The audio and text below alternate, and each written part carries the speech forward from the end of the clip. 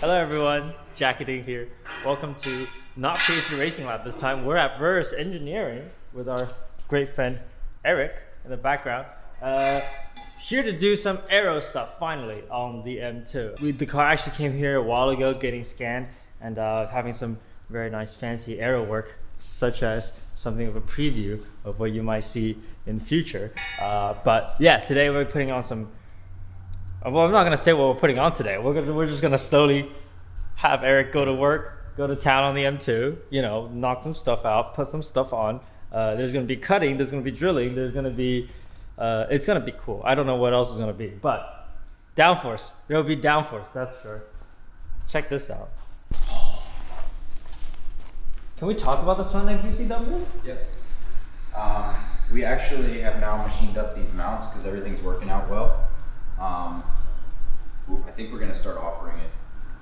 Right. So like the cool thing is like the Supra, Yeah. we'll be able to do a swan neck UCW and the V1X.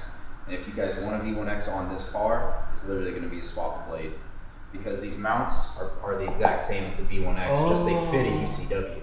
Oh. So the bolt pattern's the same. Right. So even the uprights are the same. The upright, yeah. Yeah. So the uprights are the same, so like we can just offer a swan neck UCW. More pressingly, Alex and I were just discussing how we think, well, you know, as you can see, the trunk is off the car.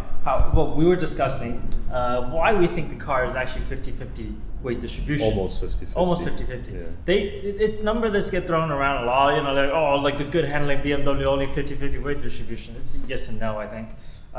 Honestly, in our case, we think we can set up the suspension better to compensate for a more varied weight distribution, if you like, than adding more weight, which is what BMW has done in order to achieve the 50-50. As you guys know, the battery was very heavy, which is about like 50 pounds. The bumper bar on this car, on the rear, is steel, unlike the Supra, which I think is aluminum front and rear. So, and it still has a aluminum front bar, but a steel rear bumper bar, which is adding a lot of weight to the back. Also all behind the rear axle. All behind the rear axle. And also this is freaking steel. Like this entire deck lid, which I believe is shared between all the 2 series actually, this alone is like 33 pounds. I mean, No, this is steel. We know this is steel, but this is fine. Yeah. This is plastic, which is good. Taillight's not steel. Glass is not steel. But you know, this entire structure is steel. The doors are steel, which is, if anything, kind of a backward step from the Supra, because we know the Supra door was plastic or polycarbonate, right? But there's that. The side skirts, not plastic. Not the plastic. Yeah. The hood is aluminum. This. Oh, actually, you know what? That's aluminum, I guess. I thought you said this is steel. Yeah, why did I thought it was steel? So this is aluminum, as we found out just now. At least the front half of the car is relatively light. I really want to do the door because doors are heavy, but Alex is like, hey, like I think Alex quite likes me because he'd like to keep me alive. So he's currently against the carbon door idea. I don't like myself that much, so I don't mind the carbon door. But like, yeah, like at some point we'll probably think about a carbon door when we do a roll cage kind of deal. Not jacketing again. So we're here at the office with Matt, which I don't think you guys have seen on camera before. But Matt is a designer that actually worked on design on the Aero kit for our M2. So probably let's just talk about the design process. Like we know the oil cooler gives you a lot of challenges, and also other things. But yeah, let's see what the design is. So this is the CFD model. It kind of captures a rough overview of all the products in pretty good detail. So we've got the front splitter, dive planes, hood vent, and UCW rear wing. Probably the most interesting thing was with the splitter, because the M4 has this factory oil cooler on the underside of the splitter. So our CFD model contains, I guess, 5 heat exchangers. There's the oil cooler, the AC condenser, the main radiator, and the 2 auxiliary radiators. That's actually the engine oil cooler, which is like dumping air straight downwards into the floor. But that's how basically all the M cars since the F generation do, or even the E90 has it too, right? Yeah, I think I'm not positive on the E90, but it has some sort of which is like cooling in there. as expected is like probably terrible for downforce.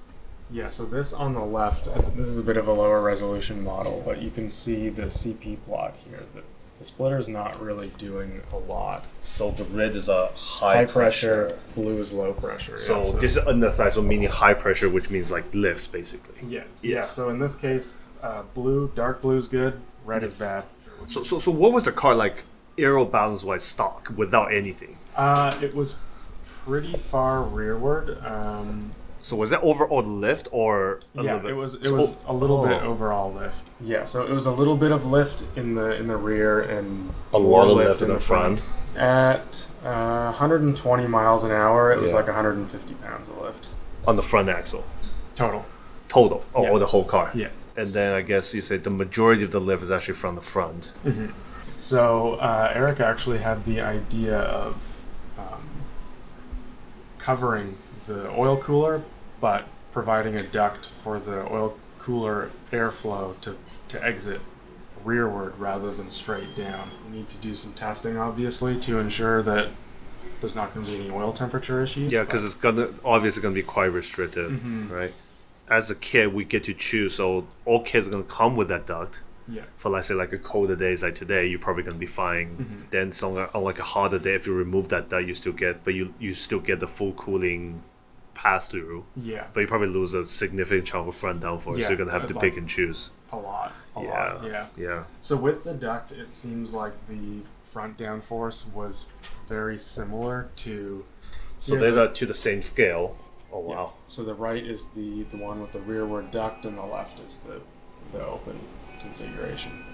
It's quite fascinating that even though you thought the side would be very similar, except it's still not. Right? Yeah, the oil cooler was just ruining Everything. the entire splitter. Yeah. What else did I have? I had some other One stuff other thing, over I guess the canards. Yeah, so they're producing a little bit of downforce. They'll help evacuate the wheel wells a little bit too. By generating like vortices. Yeah. And then you said the hood vent also helped quite a bit in terms of front downforce as well. Yeah, so the car being quite rear biased to start with, and then like the UCWs are lower performance wing compared to the V1X, but it actually produces quite a bit of downforce. So the car with the splitter, dive planes, and UCW at 5 degrees, it was 26% front. But then adding the hood vent with the splitter, dive planes, and UCW, it went from 26% front to around 42% front. 42% sounds like way It's more. pretty reasonable. And then you only have 5 degrees, so you can obviously go down a little bit on the front 5 or go up a little bit. Like at 120 miles an hour, that was like around 460 pounds of downforce. For the whole car. Yeah, obviously, like if you wanted big numbers, you could crank the UCW up to 12 degrees, and at 120, it's like 560 pounds. Yeah, but at that point, you're kind total of compromising the front end at that point. Yeah, that's 31%, 32% front. Yeah. The hood vent makes the UCW perform a little bit worse. Oh, because you're tossing air right over it from the middle. But in this case, it's kind of helpful for the balance of the whole car anyway. Right. So the hood vent actually reduces rear downforce a little bit, which is a good thing in this case.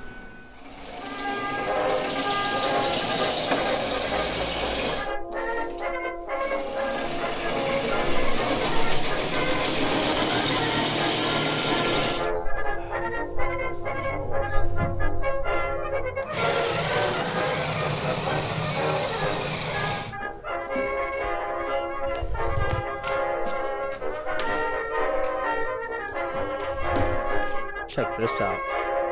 Alex approves. Alex approves.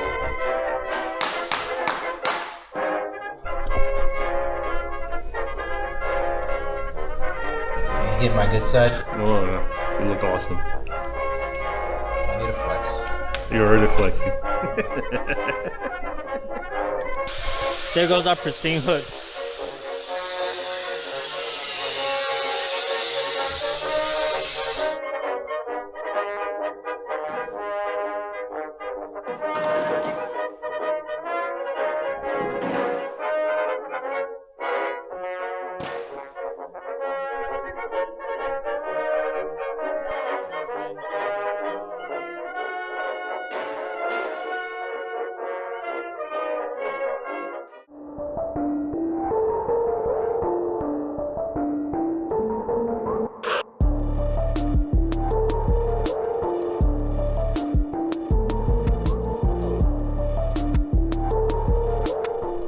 very early morning, but we wanted to show this off because we're very proud of it, Eric.